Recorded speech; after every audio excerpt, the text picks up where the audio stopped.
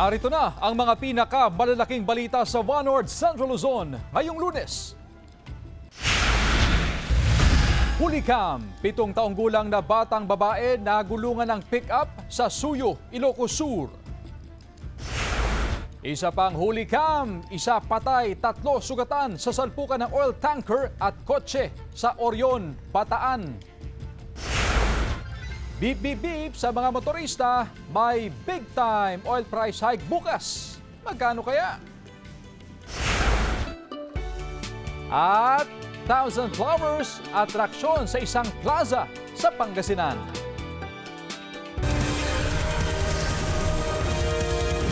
Ito ang GMA Regional TV, One North Central Luzon. Magandang hapon, ako si Chris Zuniga. Apektado na rin ang bentahan ng mga shellfish sa Dagupan City dahil sa red tide alert sa ilang baybayin sa Western Pangasinan. Balitang tinutukan ni Jasmine Gabriel Galban. Mula sa dating 10,000 pisong benta mula sa mga panindang tahong, talaba at sari-saring isda, ngayon, swerte na raw kung umabot ng 6,000 piso ang maghapong benta ni Aling Jovi sa Magsaysay Fish Market sa Dagupan City. Simula nang magpositibo sa red tide toxin ang mga baybayin sa Bulinaw at Anda noong nakaraang linggo, apektado na raw ang bentahan ng mga negosyante. Kahit hindi naman galing sa Western Pangasinan ang kanilang mga panindang shellfish. Mahina naman kasi, madam. Kunting bumibili, madam. Kala na may red tide. Pero ito ay galing sa Bataan po. Minsan daw, ipinapakita pa ng mga negosyante ang auxiliary invoice sa mga mamimili. Patunay na hindi nagmula sa Bulinaw at Anda ang mga panindang shellfish. Medyo takot din yung mga tao, ganun. Nagsisecure din sila, ma'am. Pero may papel po yan, ma'am, eh. Bago nila ipasok po dito, may pinapakita pong papel na sa Bataan po. Tiniyak ng lokal na pamahalaan na ligtas kainin ang mga ibinibentang shellfish sa Magsaysay Fish Market.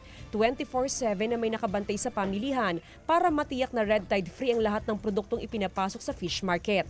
Mayat-maya din ang monitoring ng LGU sa pamilihan. Kailangan po namin yung auxiliary dahil mahigpit na ipinagbabawal ngayon na bawal po ang shellfish galing Anda at saka Bulinaw lang. Mas okay yun na may nag-iikot para safe yung mga binibili.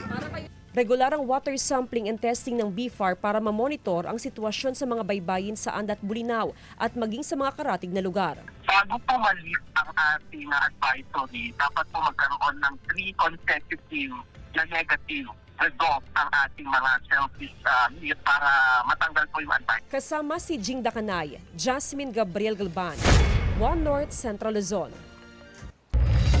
Abiso po sa mga motorista, may big time na taas presyo sa ilang produktong petrolyo ngayong linggo. Sa anunsyo ng ilang kumpanya ng langis, 2 pesos ang dagdag sa kada litro ng diesel. May piso namang dagdag sa kada litro ng gasolina. Sa kerosene naman, 1 peso and 50 centavos ang dagdag kada litro. Pangatlong linggong magkasunod na hike na po yan para sa diesel at kerosene. Pangalawa naman para sa gasolina.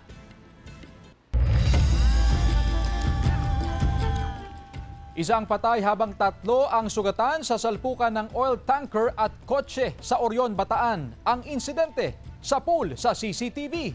Tutukan sa report ni CJ Torida. Pasado alas 5 ng hapon noong Biyernes, mabilis na binabagtas ng puting kotse ang Roman Superhighway sa barangay Puting Buhangin sa Orion, Bataan. Mula sa kanan, bigla itong kumabig sa kaliwa, papunta sa kabilang lane kung saan may parating na oil tanker. Bumangga ang kotse sa tanker. Tumalbog at tumalsik ang kotse. Ang tanker tumumba, tumagilid at dumausdos papunta sa gilid ng kalsada hanggang nagliyab. Ang sasakyan ni Deo Sarmiento na nasa likod lang ng tanker nang mangyari ang aksidente, maswerteng hindi nadamay. Nasa right lane yung truck. Yung white parang kumain siya. Kaya kumabig siya ng kanan tapos ibinalik niya ulit sa lane niya. Kaya nag-skid na paikot yung tanker. Ayon sa pulisya ng Orion, Bataan, kargado ang tanker ng 24,000 liters ng diesel at 6,000 liters ng gasolina. According sa driver, pilit niya sanang iwasan yung kotse.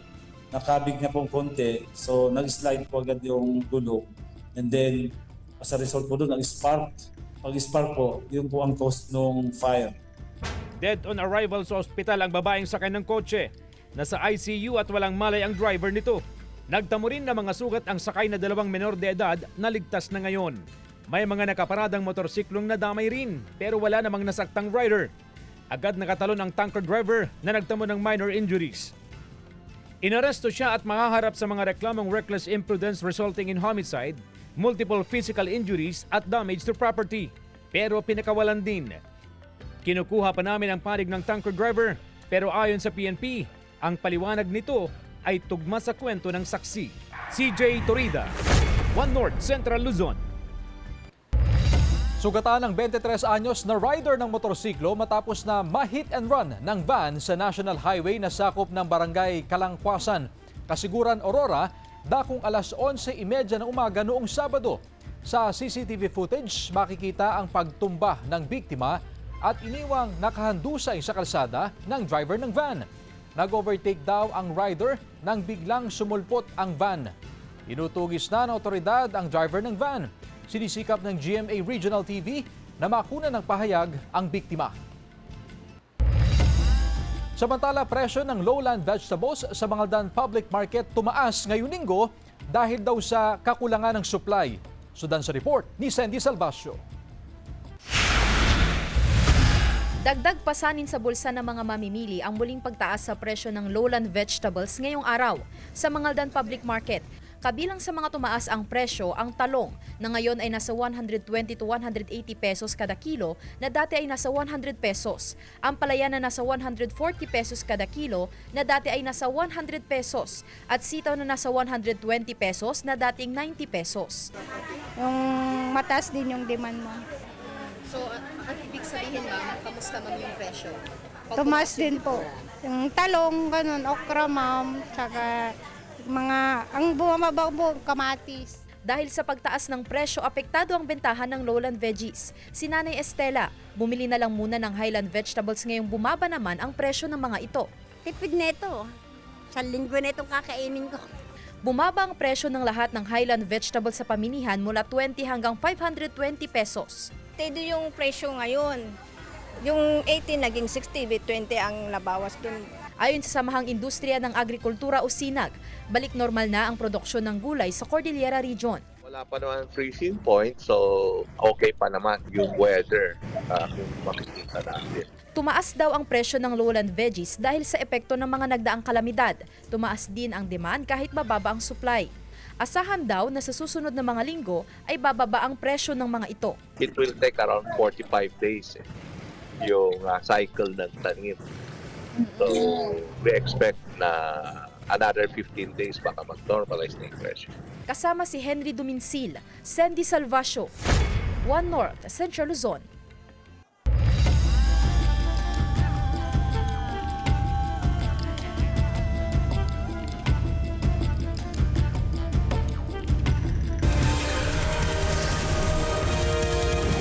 Ito ang GMA Regional TV, One North Central Luzon.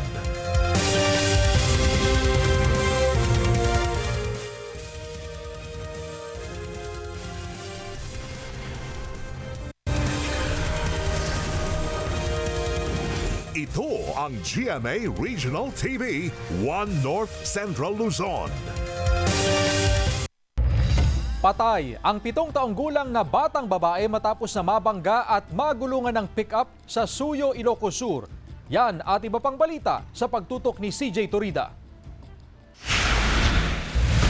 Patay ang isang batang babae matapos mabangga at magulungan ng pick-up sa Suyo, Ilocos Sur. Biglang tumakbo ang bata patawid sa National Highway. Sa akuhan ng CCTV sa Barangay Uso, makikita ang pick-up na binabagtas ang National Highway. Maya-maya, tumawid ang bata at nabangga ng pick-up. Sumaklolo ang ina ng bata. Huminto ang pick-up at bumaba ang driver nito at lumapit sa mag-ina. Dead on arrival sa ospital ang 7 taong gulang na biktima dahil sa mga tinamo niyang sugat. Ayon sa pulisya, hindi napansin ng ina ng bata na bumaba na ang anak sa tricycle at patakbong tumawid. Nagkaayos na raw ang pamilya ng biktima at driver ng pick-up. Tulong-tulong ang mga tao at emergency responder sa pag-angat sa electric shuttle bus na ito. Meron ding naglatag ng mga stretcher sa tabi. Ang electric bus nawalan ng kontrol habang paakyat sa Scout Hill Road sa Camp John Hay, Baguio City, pasado alas 3 ng hapon noong Biyernes. Ayon sa Baguio City Police, bigla umanong kumabig ang sasakyan sa kaliwa at nakasagasa ng mga babaeng naroon sa lugar. Dead on the spot ang isa sa kanila na edad 63 mula sa Pangasinan. Sinisikap ng GMA Regional TV na magkuha na ng pahayag ang kaanak. 4 pa ang sugatan. May 5 sakay ang bus pero hindi nasaktan ayon sa PNP. Nasa kustodiya ng pulisya ang 52 anyos na driver ng bus na taga Itogon, Benguet.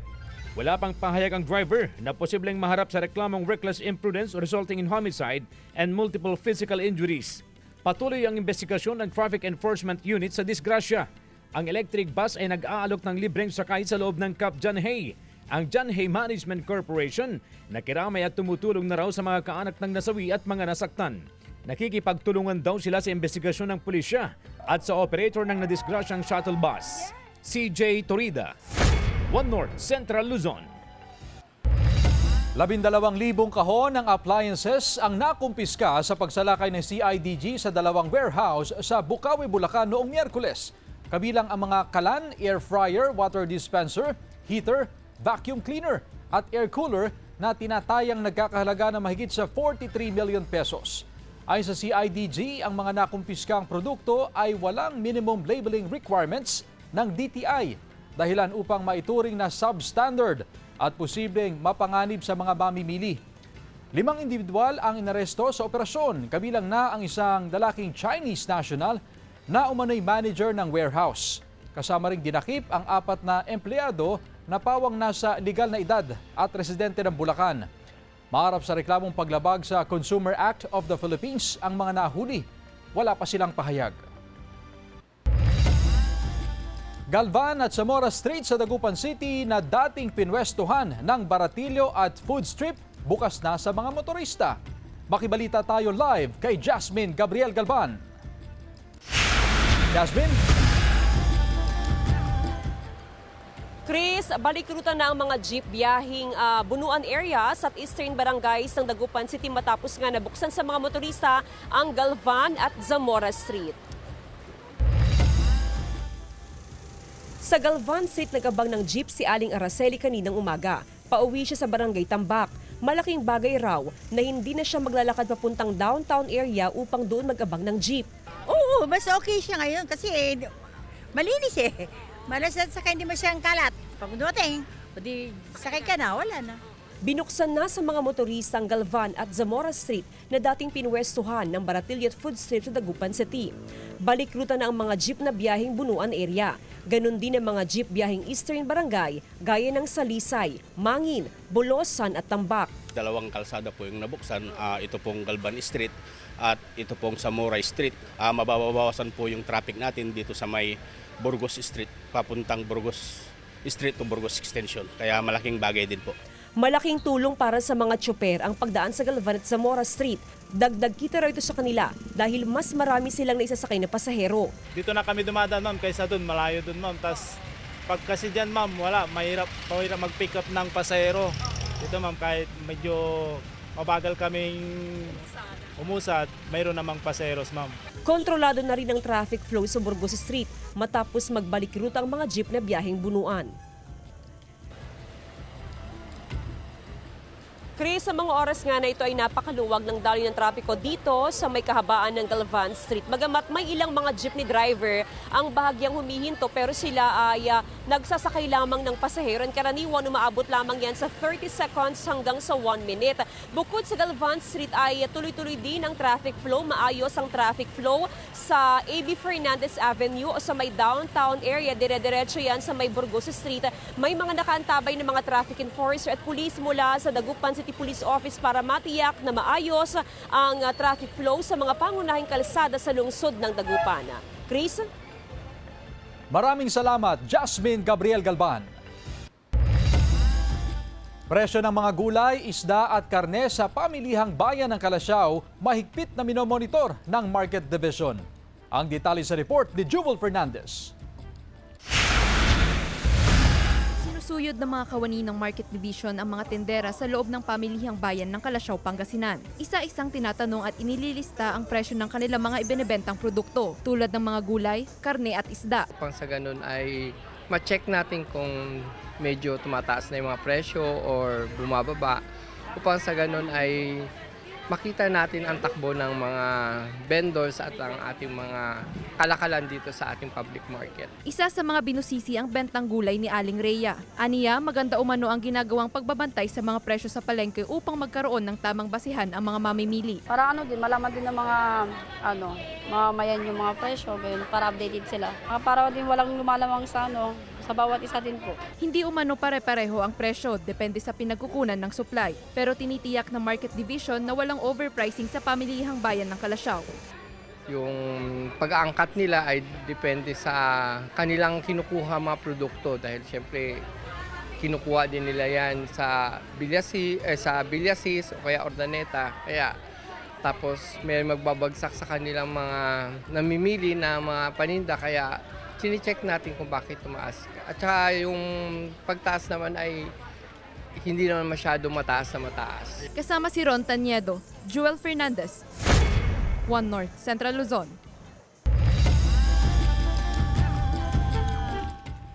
Mga mag-aaral nagpagalingan sa iba't ibang math challenge sa Mangaldan, Pangasinan. Silipin sa report. Nasubok ang galing ng mga mag-aaral sa 12 eskwelahan sa Mangaldan, Pangasinan sa iba't ibang mathematics challenge. Kabilang dito ang DAMath, Math Quiz, Modulo Art, Tower of Hanoi, Sudoku at Rubik's Cube. Ma-discover natin yung mga mathematicians natin, mga bata. So simula pa lang sa elementary, makadiscover na tayo ng mga magagaling sa matematika. Grade 1 pa lang si Eunice ay sumasali na siya sa Tower of Hanoi na isang puzzle game. Naimpluwensyahan na rin niya ang kanyang nakababatang kapatid sa math challenge na ito na mainam para sa pagplano at paglutas ng problema. Tinuruan lang po ako nung grade 1 ako. Nagsimula po ako grade 1. Tinuruan po ako ng grade 5. Opo, nagtuloy-tuloy na. Imbes sa gadget, inilalaan ni Roberto ang kanyang free time sa paglalaro ng Rubik's Cube na isang mechanical puzzle. Hilig na raw niya ito nung siya'y 8 taong gulang pa lang. Gusto ko lang po. Mahirap? Opo, konti. Pero? Mahirap ng konti. Ang ganitong mga math challenge ay makatutulong para mas lalong mapalawak at mapalalim pa ang kaalaman ng mga estudyante pagdating sa subject na mathematics. Kasama si Henry Duminsil, Jasmine Gabriel Galban, One North, Central Luzon.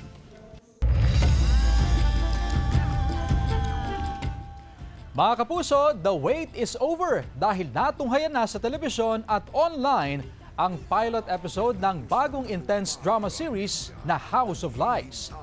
Iikot ang kwento sa katatagan ng isang pamilya, gayon din ang iba't ibang pangarap, mga ambisyong magbabago ng kapalaran at mga kasinungalingang gigibain ng katotohanan. Ang House of Lies ay pinagbibidahan nila Beauty Gonzales, Mike Tan, Martin Del Rosario at Chris Bernal. Abangan din sila Snooki Serna, Jackie Lu Blanco, Lito Pimentel at Kokoy De Santos. Subaybayan ang House of Lies tuwing Lunes hanggang Biyernes sa GMA Afternoon Prime at Kapuso Stream.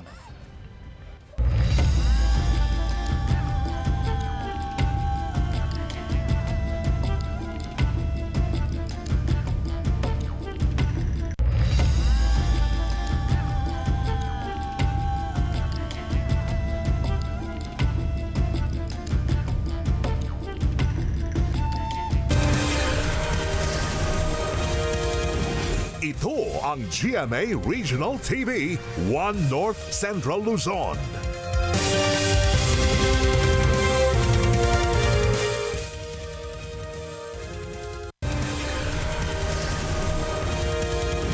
Ito ang GMA Regional TV, One North Central Luzon.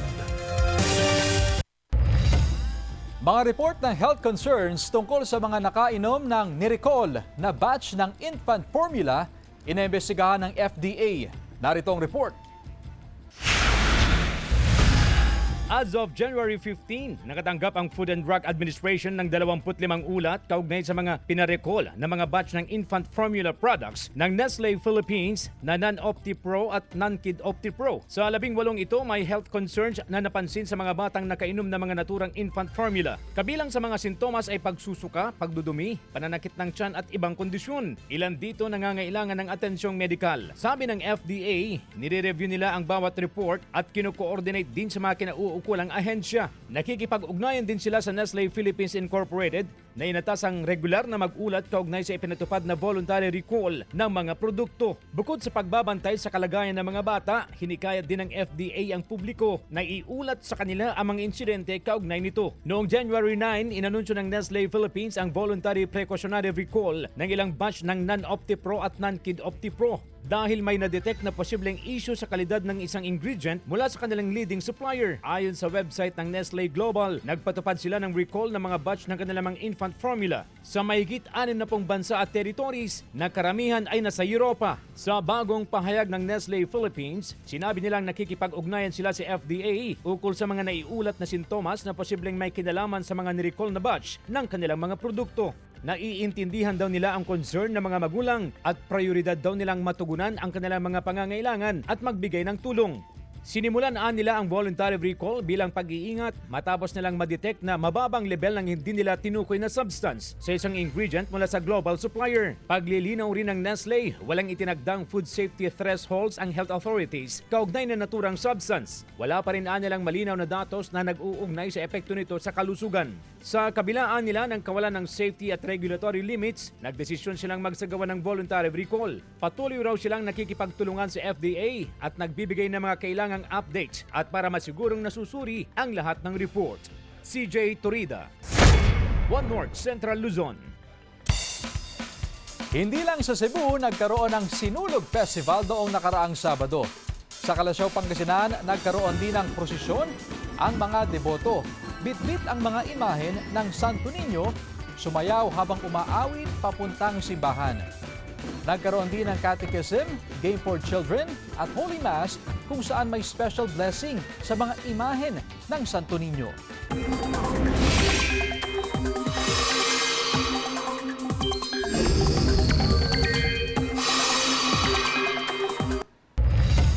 Mga kapuso, humina na bilang tropical depression ang Bagyong Ada habang patuloy na kumikilos sa silangan ng Luzon. Sa latest bulletin ng Pag-asa, huli itong namataan sa layong 445 kilometers silangan ng Kasiguran, Aurora. Wala nang nakataas na wind signal sa anumang bahagi ng bansa. Nakakaapekto pa rin ang trough o mga kaulapan ng Bagyong Ada kasabay na epekto ng hanging amihan. Ayon naman sa Pag-asa, posibleng humina pang lalo ang Bagyong Ada at maging low pressure area sa mga susunod na araw. Sa datos sa Metro Weather, may tsansa ng kalat-kalat na ulan sa ilang bahagi ng Cagayan, Isabela, Apayao, Kalinga, Mountain Province at Ifugao. Posible ang ulan sa iba pang bahagi ng bansa. Kapistahan ng Santo Niño ipinagdiwang sa Angeles City, Pampanga. Tunghayan sa report. Masayang isinayaw ng mga deboto ng Barangay Pampang sa Angeles City, Pampanga ang mga imahen ng Santo Niño sa kanilang sariling Ati-Atihan Festival. Bata man o matanda, walang KJ, game na game sa selebrasyon habang sabay-sabay na isinisigaw ang Viva Pit Señor! Taon-taon daw na ipinagdiriwang ang pista bilang pasasalamat sa gabay ng Batang Jesus. Ano man pong unos na nangyayari sa aming barangay, nakakaahon kami po sa aming mga pamilya at mga kabarangay namin. Ang Fiestang Pampang na nagsimula bilang isang simpleng tradisyon noong dekada 80 ay itinuturing na ngayon bilang isa sa mga pinakamalaki at pinakagarbong barangay fiesta sa buong Angeles City. This is the first time na magnisa po kay Pampang. Very Filipino ya po yung kaya katamong selebrasyon, kaya nga ko pinsasabi ng den, ing Viva Pit Señor, ing buri na sabihan, manyawad tamong kasaupan, ing kaya katamong kaluguran na Santo Niño. Bukod sa mapulay na parada, nagpasiklaban din ang mga residente sa street dance competition at iba pang aktibidad na nagbigay buhay at saya sa buong komunidad. Samantala, dinala ng ilang deboto ng Santo Niño ang imahe ng Batang Jesus sa St. Augustine of Hippo Parish Church sa Barangay Maluwod, Dagupan City upang pabasbasan kasabay ng kapistahan ng puon. Kanya-kanyang buhat o hawak ang mga deboto sa imahe ng Santo Niño, patunay ng kanilang malalim na pananampalataya. Binasbasan din ang ilang bata at kanilang mga magulang sa isinagawang misa noong linggo. CJ Torida, One North Central Luzon. Thousand Flowers, bagong atraksyon sa plaza ng Binalonan, Pangasinan. Ating pasyalan sa report. Picture perfect lalo na sa gabi ang bagong atraksyon sa plaza ng Binalonan, Pangasinan. Yan ang tinatawag na Thousand Flowers, mga korting bulaklak na inilawan at talaga namang mapapawaw ka sa ganda. Hindi mo na kailangang antayin ang holiday season dahil masisilayan mo ito all year round. Dire-diretso, all year round, pwede po talaga siyang puntahan dito. And paggabi, iniilawan din po siya. Dancing lights po siya paggabi.